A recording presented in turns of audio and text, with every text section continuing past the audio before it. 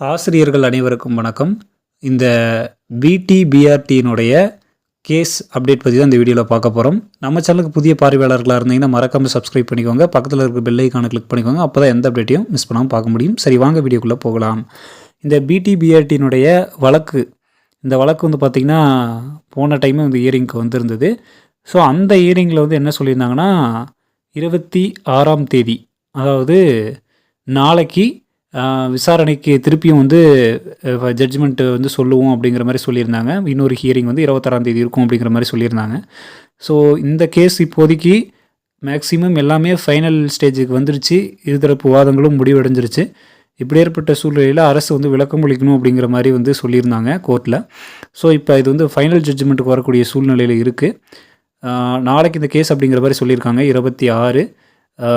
இந்த கேஸில் வந்து 26ஆம் தேதி வந்து ஃபைனல் ஜட்ஜ்மெண்ட் கிடச்சிரும் அப்படிங்கிற மாதிரி எதிர்பார்க்கப்படுது. ஸோ இதை பற்றி இன்னும் டீட்டெயில்ஸ் நம்ம கிடைக்கல, நான் இன்னும் பார்க்கல. இன்னும் டீட்டெயில்ஸ் கலெக்ட் பண்ணிட்டு நாளைக்கு என்ன அப்டேட்டுங்கிறத கலெக்ட் பண்ணிட்டு உங்களுக்கு அப்டேட்